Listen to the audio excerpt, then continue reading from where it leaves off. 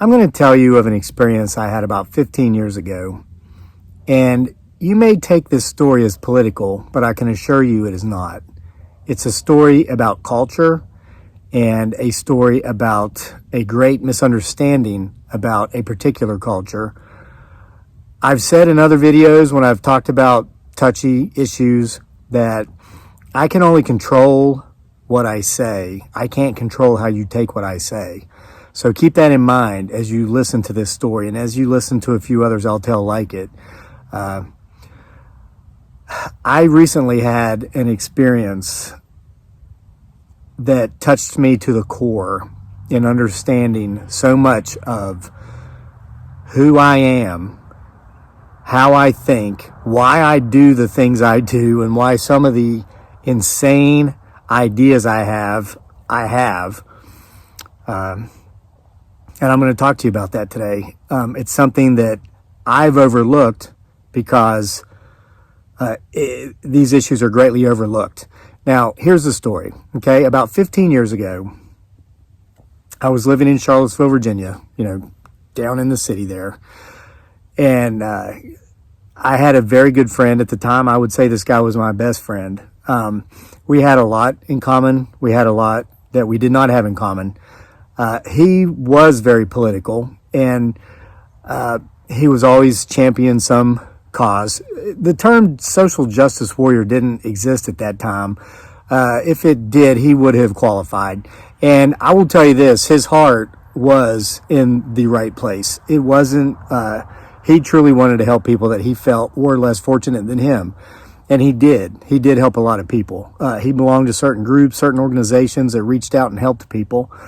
Now, he was from New England, grew up in New England.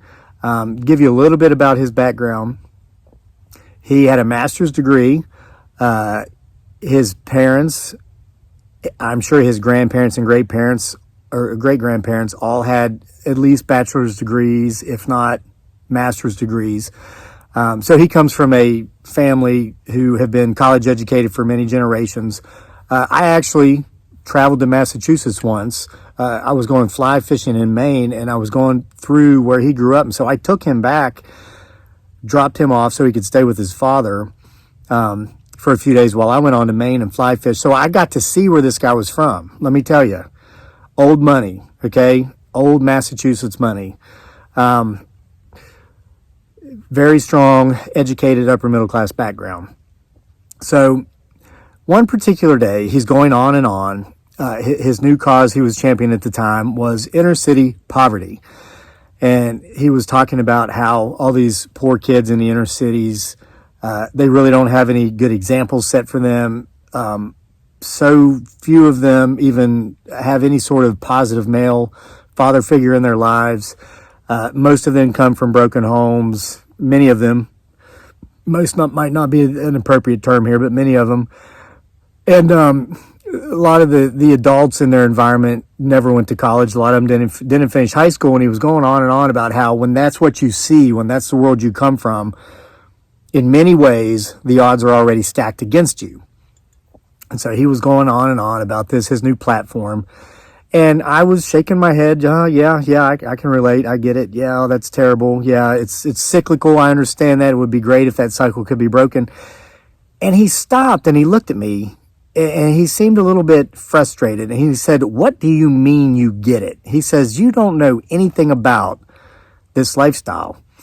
And I said, "Well, I might not know much about life in the inner city because I don't have a lot of inner city experience, but you're talking to me about generational poverty, generational lack of higher education, and I completely get that because I'm from Appalachia." And he rolls his eyes and he goes, "Oh my God, those people don't count." And I said, "Why not?" And he said, "They should know better." And I was like, "Why should they know better?" And he came this close to saying it, but he didn't. I'll give you a hint. It had to do with skin tone, okay? And he caught himself realizing what he was about to say would actually mean if he said it, okay? Now, and I'll point out, this is one of the reasons me and that guy got along so well. We often caused each other to look at certain ideas we had from completely different angles from which we'd never see if we hadn't been called out on our views. Okay. So I said to him, I'll tell you what, why don't you come back to Appalachia with me sometime and let me show you around, and you go tell those people they should know better.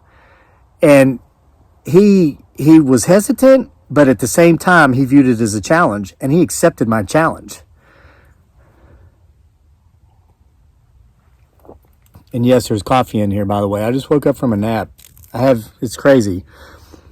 Bigfoot Sasquatch Files Volume 8 is now available on Amazon, and there's like one of the stories is like a whole segment of some of the interesting comments we get on the channel here. If you had any idea how many times people claim I'm sitting up here with an empty coffee mug so I can do my dramatic pause, whatever, it's real coffee.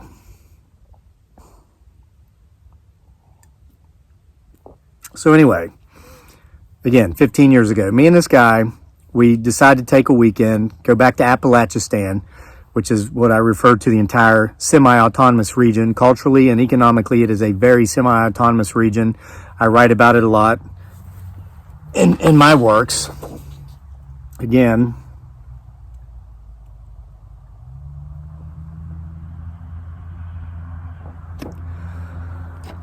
so there are two things I remember before we even reached our final destination in my part of Appalachia.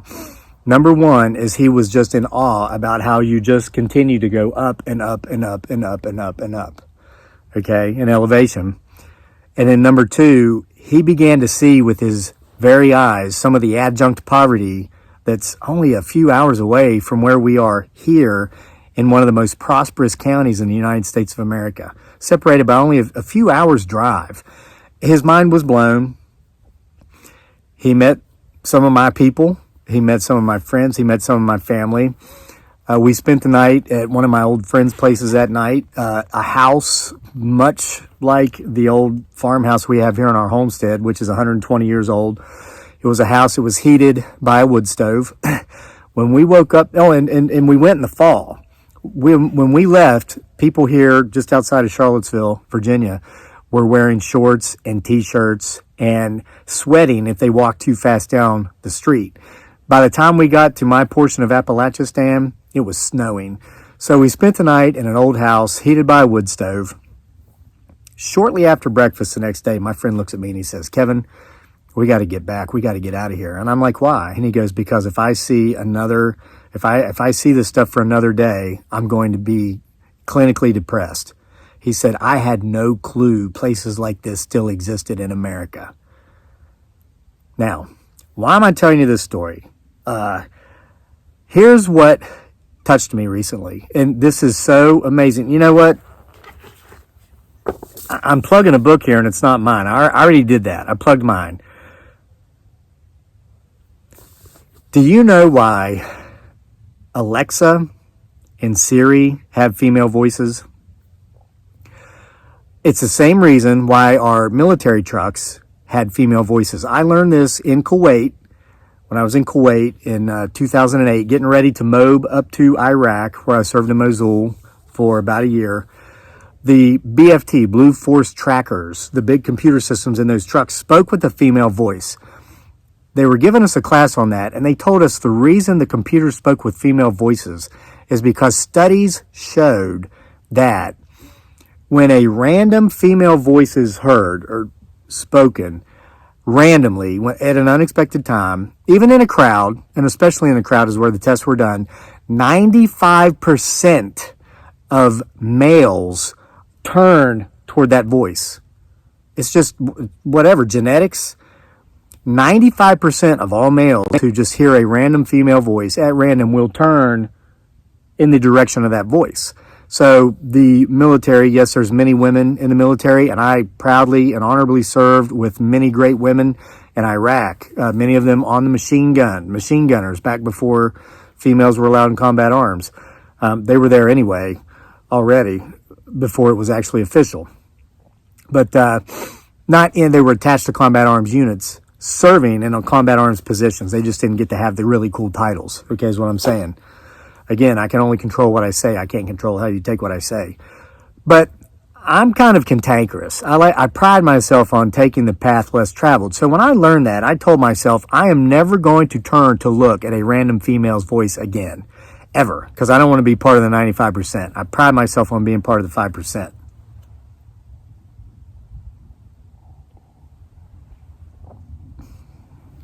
Yeah, still coffee. It's not going to be for much longer if I keep dumping it out, though. Okay, so anyway, about 2 weeks ago, my wife and I, about every night, we watch a movie at the end of the day once we've got everything done. Something we've done since we started dating over 11 years ago. We've been together over 11 years now. And, of course, it feels like we just started dating. It's awesome. Amazing relationship. But we watch a movie every night. So she was on Netflix looking around, hovering the arrow over the movies, and it'll begin to play the trailer or the preview so you can see what the movie's about. She did this, I guess, over top of a movie, and I heard a voice, and it was a female's voice that made me look over and go running to the computer.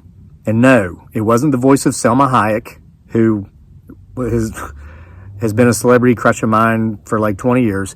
It was the voice of an old woman playing the role of a grandmother who was from Appalachistan. Her portion of Appalachistan that she was from originally was Kentucky.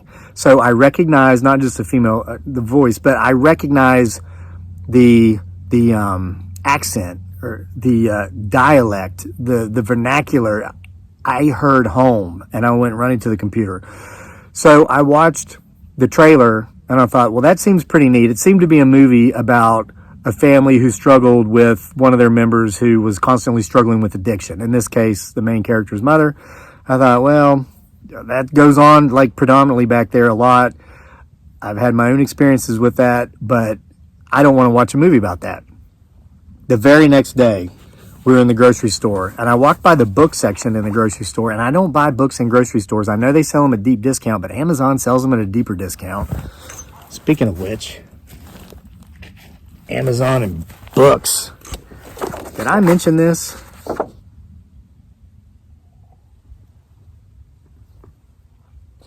Okay, so anyway, this book was on the shelf, and I remembered, the title of that movie was Hillbilly Elegy. So I saw the book, and it wasn't actually this one, but I took it down off the shelf, and I read the back. I read what it was about, and I read about the author, J.D. Vance, who is my new hero, and this young man is probably 35 or 36. He's at least 10 years younger than me. I'm 47. Hollywood can ruin some really good books when they adapt the books to film, and they didn't ruin this, but they really missed a lot of opportunity. J.D. Vance, the way this book was written, threw Hollywood a softball. They could have knocked out of the park, but they had to hack it up and make the focus more on what the focus of the book was not. But I know moviegoers have different attention spans and interests than book readers, so I get it, okay? But when I read what it was actually about, it wasn't just about a drug-addicted mother, but it was about an entire culture, a deeply rooted culture, and how, when you come from that culture, you may leave it, but it never leaves you. Like we say, you might take the boy out of the mountains, but you'll never take the mountains out of the boy. I came home and ordered this book on Amazon that night because it's cheaper. I saved a few bucks. Once I started reading this, it took me about 3 days to read it because I could not put it down.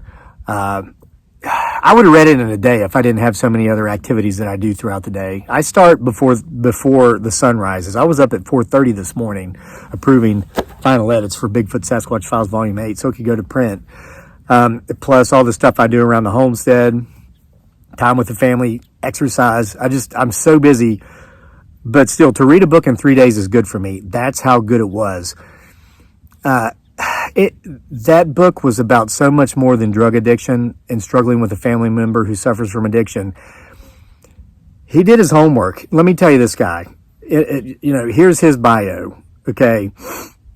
His grandmother, portrayed by the woman that I saw, that I heard, that got my attention, that I went to with the Netflix trailer, grew up in Kentucky until she was 13, at which point she and her soon-to-be husband fled because at 13 she was pregnant and he was over 18 and they had to get out.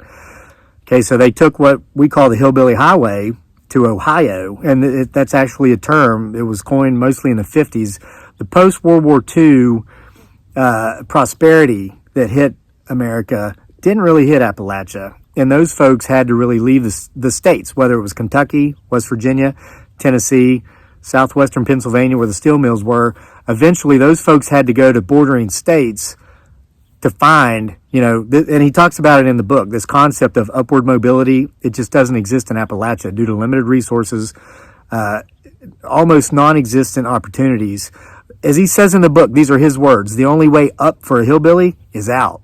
You got to leave Appalachia, Stan. So I'm just sucking this all up, reading it. Yeah, right on, right on. So his grandparents left Kentucky, went to Ohio, settled down in a place called Middletown, Ohio, searching out the American dream, which for a hillbilly is a boring middle-class lifestyle. And let me tell you, when you come from the background of Appalachia, there's nothing boring at all about middle class. Having food in your house so that when you're hungry, you're going to eat. Having electricity because you're earning enough money to pay the electric bill consistently so it's not getting shut off.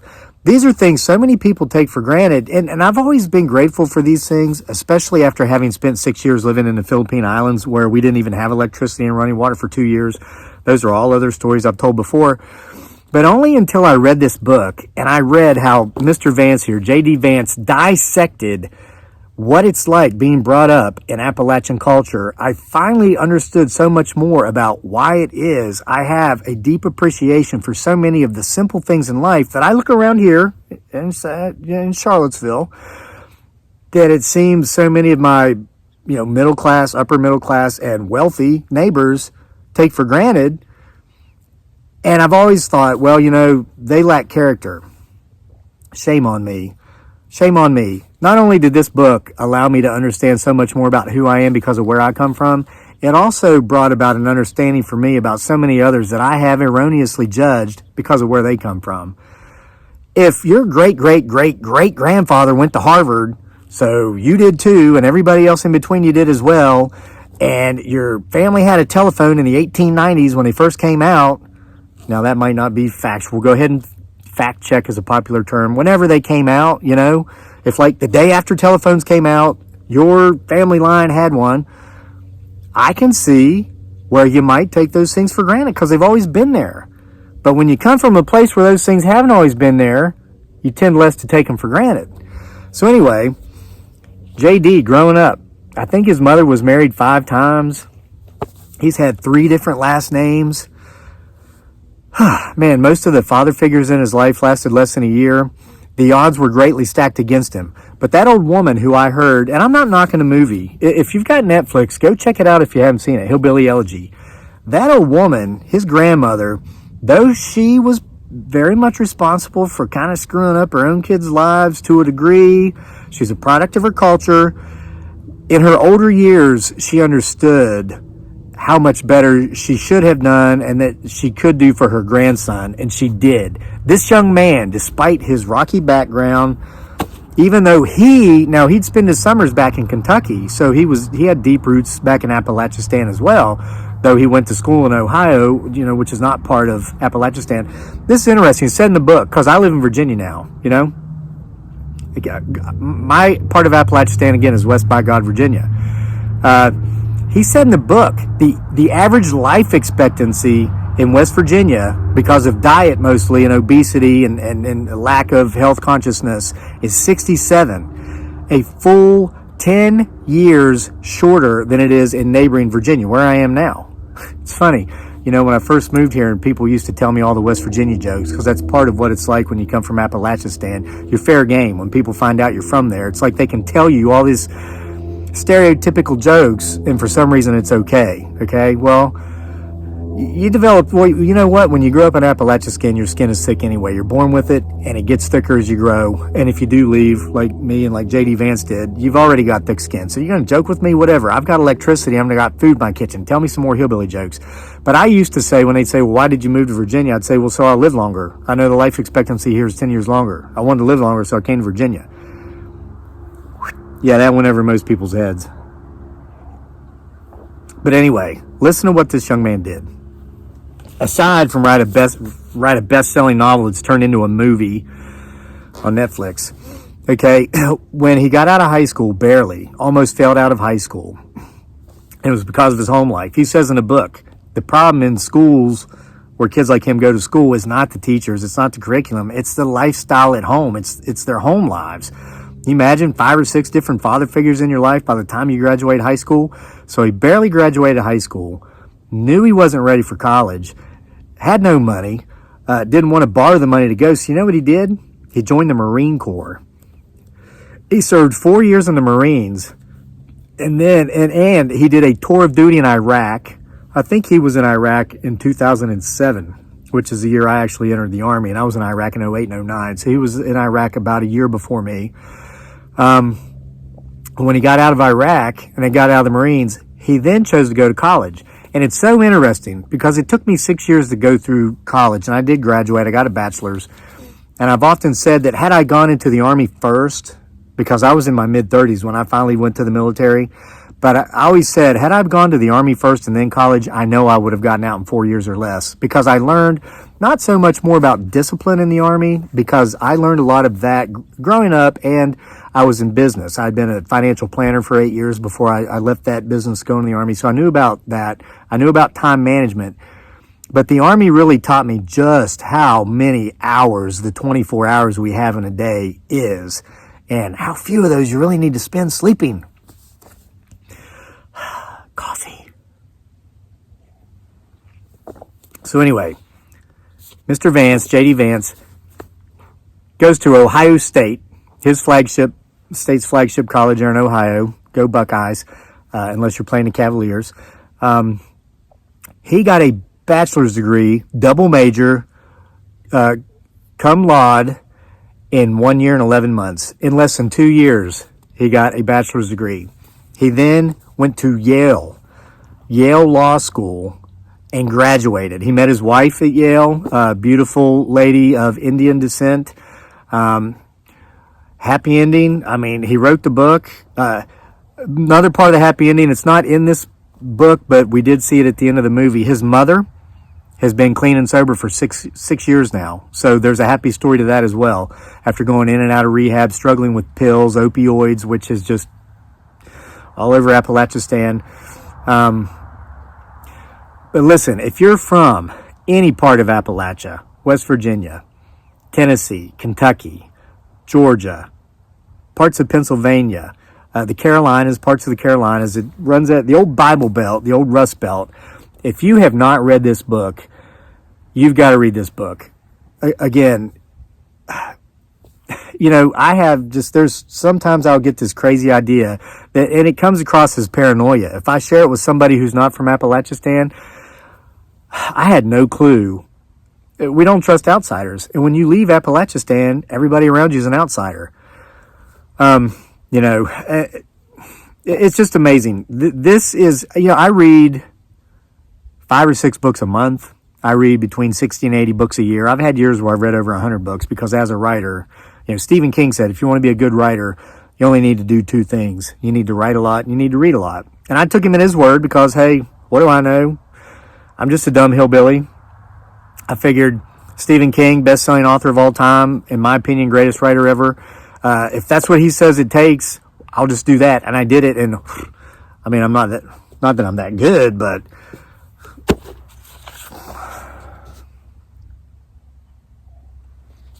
it's not even about that. It's about I have food in my house and the lights are on.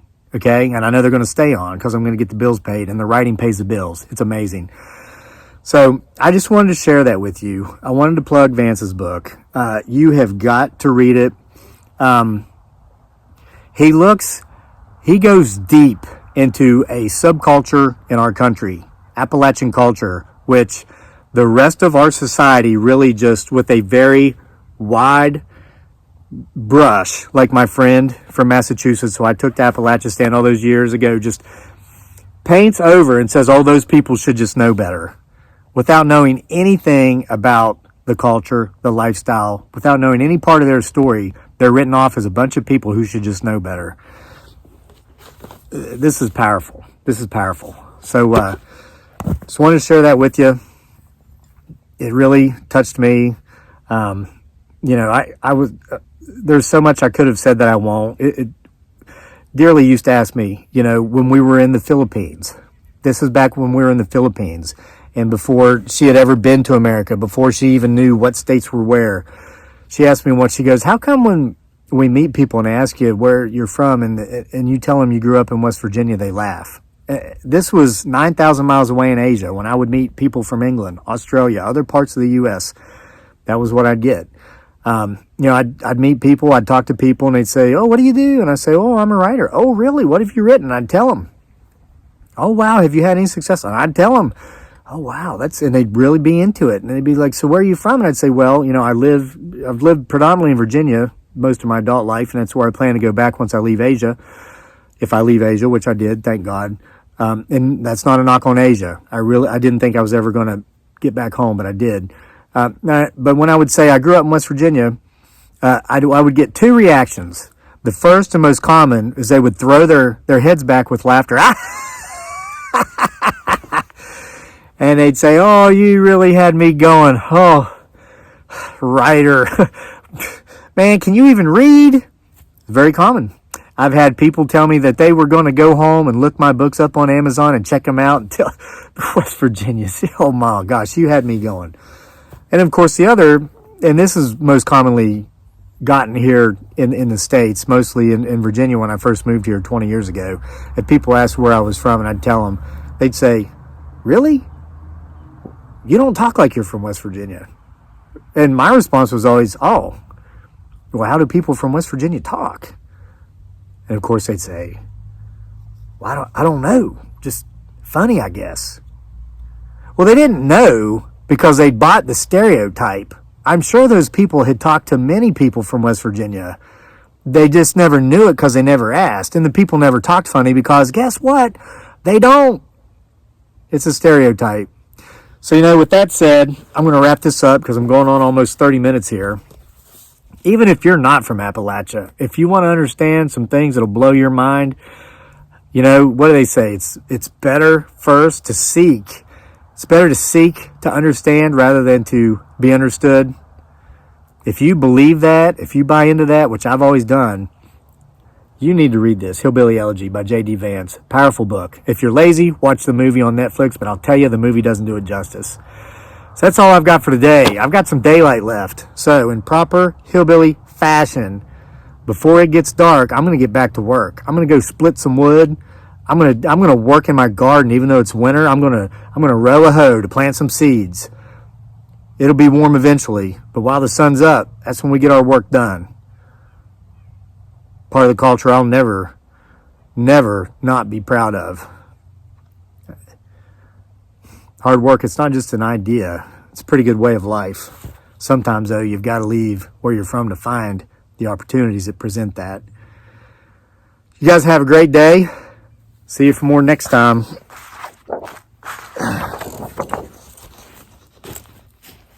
Remember that.